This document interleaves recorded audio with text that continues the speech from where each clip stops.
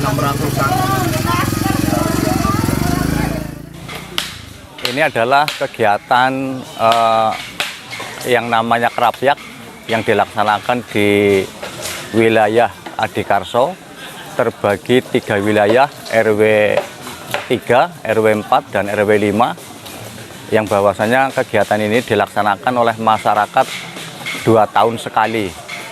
Bahwasanya bahwa warisan tradisi ini adalah warisan dari leluhur yang turun-temurun sampai hari ini, yang kita laksanakan terkait bahwa ini adalah untuk meningkatkan tali silaturahmi di 3 wilayah, di wilayah Desa Adikarso.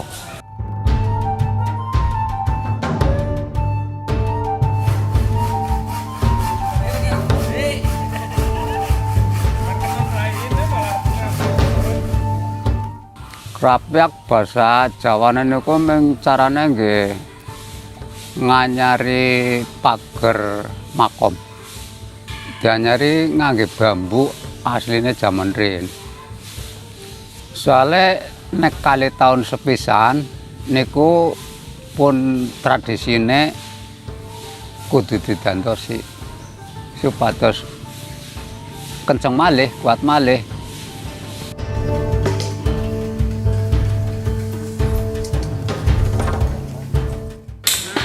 Rangkaian acara Krapyak biasanya dimulai Rabu sore hari, itu mulai motong kambing, kemudian malamnya masak olahan kambing menjadi becek sampai dengan pagi, dan juga ketan.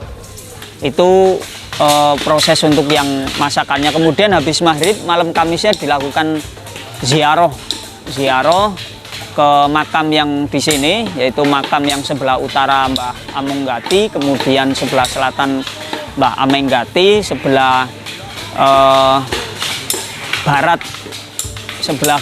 Mbah Wargantaka. Yang ziarah itu dari 3 dusun, dusun Gentan, kemudian dusun Ketraman, dusun Keputihan. Dari 3 wilayah yang rutin ikut melaksanakan kegiatan Krapyak, dari mulai rangkaian ziarah kemudian sampai dengan nanti sore selesai. Setelah tadi malam misalnya ziarah, pagi kita sudah mulai motong bambu, kemudian menganyam bambu sampai kemudian nanti jadi pagar panembahan, atau bahasa kita biasa nyebutnya getrek lor dan getrek kidul. Kalau yang getrek lor, getrek makam Mbah Amonggati, getrek kidul Mbah Amenggati. Perbedaannya antara getrek lor dan getrek kidul itu lebih kepada proses anyaman bambu. Kalau yang getrek lor itu bisa dikatakan dimulainya itu yang di luar anyamannya itu anyaman kulitnya. Jadi dari getrek lor itu anyaman kulit, kemudian berujungnya juga harus kulit, jadi kulit bambu maksudnya. Tapi kalau yang getrek Mbah Amenggati itu mulainya dari daging artinya bambu yang sebelah dalam, nanti ujungnya juga sama. Mulai dari kulit atau latar ireng, kemudian juga latar ireng. Jadi setiap sisinya ini. Tentunya kegiatan ini adalah juga bagian dari agenda desa yang kita laksanakan untuk melestarikan budaya masyarakat, khususnya Desa Adikarso, yang kegiatan ini adalah mengganti papan pagar makam Kiai Amenggati dan Kiai Wargantaka. Tentunya ini adalah yang harus kita laksanakan. Bahan-bahan yang kita laksanakan adalah yang terbuat dari bambu, segala jenis bambu, tapi diperuntukkan yang lebih penting adalah bambu wulung yang kita laksanakan, karena terkait bambu wulung adalah untuk saka pagar dan anyamannya.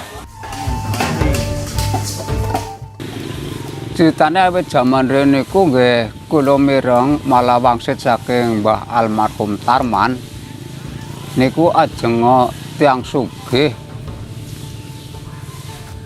klambine ngangge benik emas niku mboten kenging dibatur. Ngangge batok. Kedah ngangge bambu supados kangge napa nggih silaturahmi.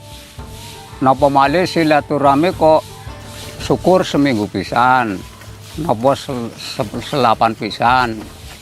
Lah mboten nggih niki ketemu warga sedaya niku kali tahun sepisan.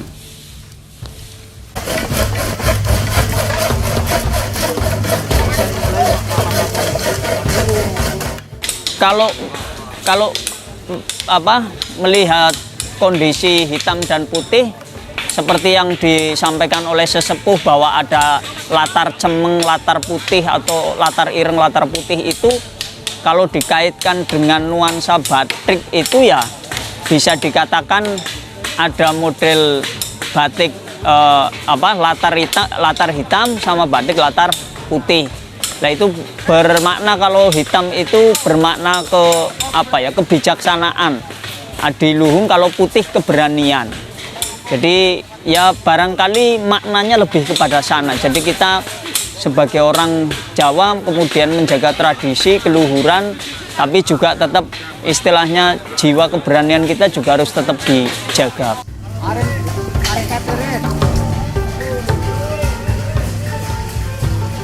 Tentunya dari kegiatan ini melibatkan banyak komponen masyarakat, baik bapak, ibu, anak-anak muda. Bapaknya kegiatan ini benar-benar dilaksanakan secara gotong royong oleh masyarakat 3 wilayah tersebut. Kegiatan ini dilaksanakan tentunya pada bulan 1 Suro, yang memang harinya itu ditentukan hari Kamis sebelum hari Jumat Kliwon. Ini biasanya ketika berbarengan Jumat Kliwonnya ada kegiatan sakral di wilayah kewarisan atau Masjid Banyumudal. Kalau di sini Kamis, hari Jumatnya nanti di Pesarean Keputihan, siang sorenya yang punya ahli waris Banyumudal ke sana.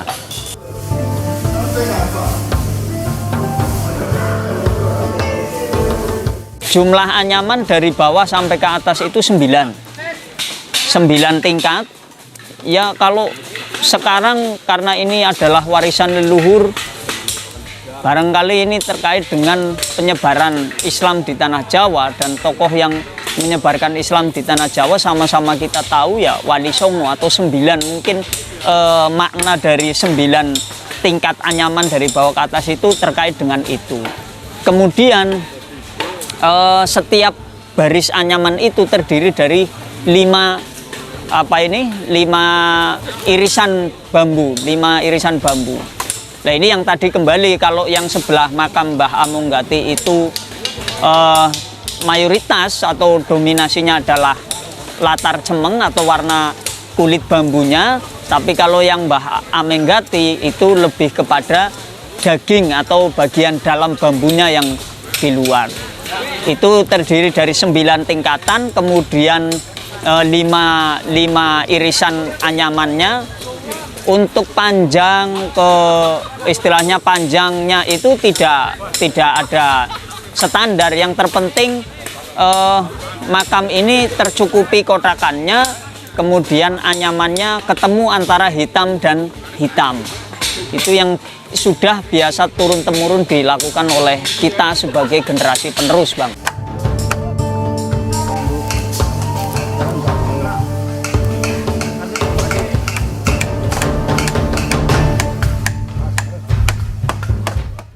Jane nggih pringe sing baku niku pring mulung. Ketinggal mangke gambaripun. Ketinggal soalnya niki makom niku kan sing setunggal latar ireng, sing setunggal latar putih, sing kidul latar putih. Maksudnya latar putih zaman riyen kan wonten jarit latar putih, latar ireng, kawung, gringsing, riyen kan wonten. Makame Mbah Amonggati sing latar ireng, sing ler, sing sepuh, sing kidul Amonggati, sing kidul Amenggati. Amonggati, sing kilen gedhek niki warga Antaka. Amenggati niku ngertos kula nggih ming sejarah saking kakine kula niku ming dituduhaken ngoten niku.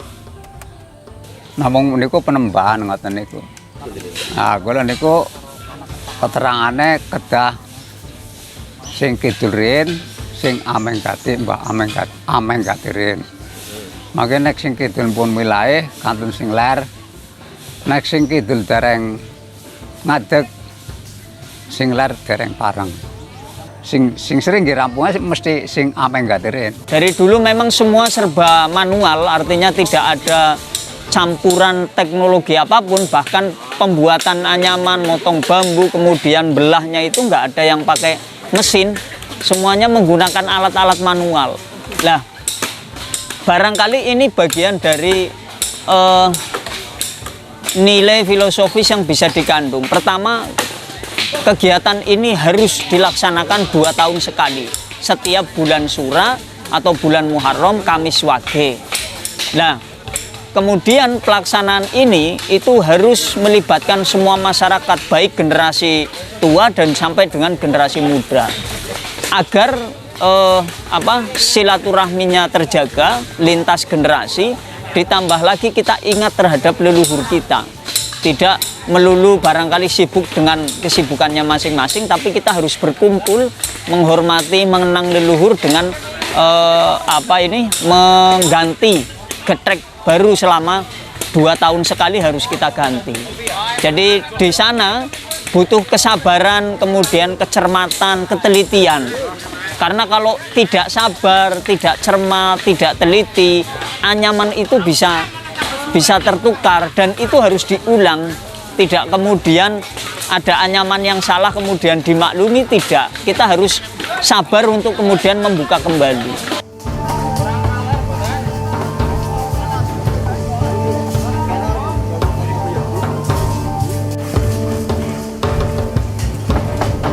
Kalau lokasi kegiatan ini di makam sini, yaitu makam Kiai Amenggati, Kiai Amenggati dan warga Antaka yang ada 2 makam di satu tempat. Kalau besok pagi kita laksanakan di Pesarean yang utara. Ini kalau di sini adalah mengganti pagar makam, kalau yang di Pesarean Keputihan masyarakat kerja bakti, bersih-bersih dan sebagainya. Nanti kita laksanakan kegiatan tahlil. Selesai, nanti istirahat, semua 2 pulang.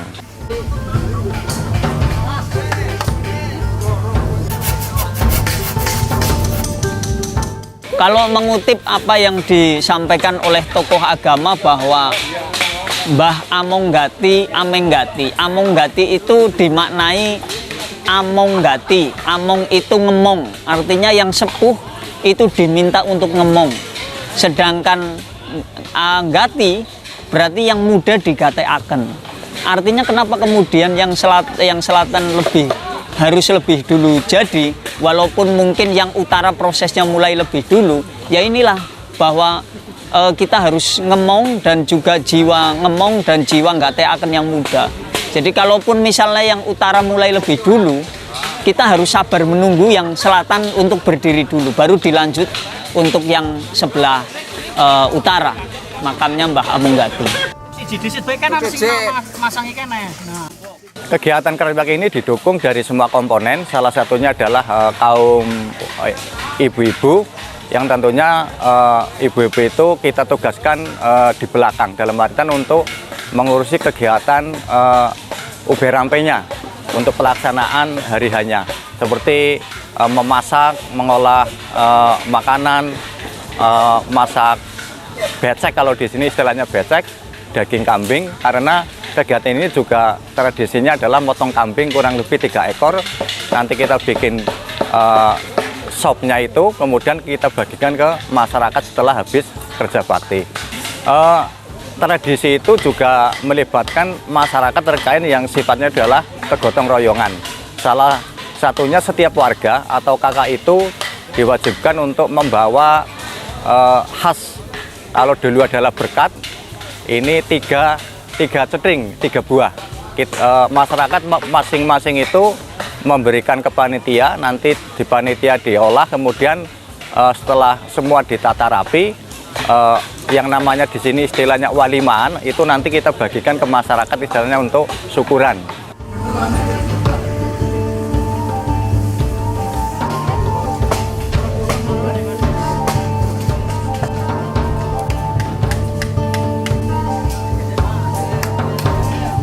Panjang yang saya alami dari kecil sampai dengan hari ini belum pernah sejarahnya istilahnya yang utara dijadikan terlebih dahulu, karena memang dari leluhurnya menghendaki pokoknya sekalipun yang utara sudah jadi maka biarkan yang selatan untuk berdiri dulu. Jadi daripada beresiko kemudian kita paksakan utara jadi dulu, malah nanti ada hal-hal yang mungkin dari anyaman atau apa ujug-ujug berubah, ya kita harus sabar tadi, ngemong. Among gati itu ngemong. Yang itu apa di ndateaken yang sana.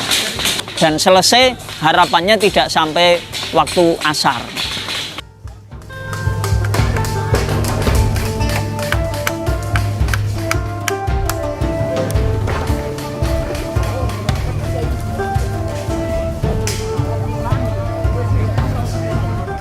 Harapan kami, karena ini adalah bagian dari warisan leluhur yang tradisi kita lestarikan sampai kapanpun, harapan kami dari pemerintahan desa selaku masyarakat, karena ini adalah juga tanggung jawab kami selaku Pemdes terkait dengan kegiatan ini, harapan kami nanti ini akan bisa menjadi kegiatan yang rutinitas untuk generasi yang akan datang.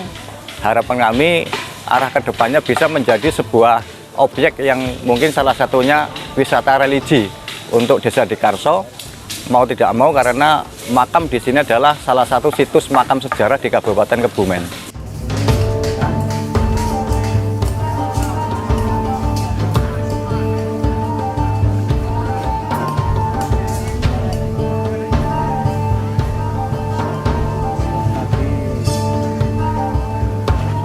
Nah, kula niku keterangane kedah sing kidul rin, sing ameng gati, Mbak ameng gati rin.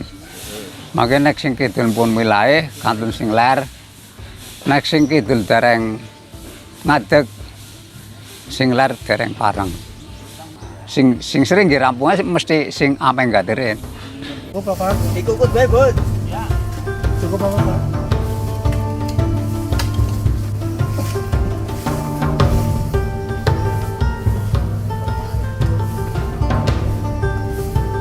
Ya, kami berharap karena ini adalah warisan leluhur, maka kita sebagai warga masyarakat Adikarso, khususnya Gendan Ketraman Keputihan, ini harus tetap dijaga oleh generasi siapapun.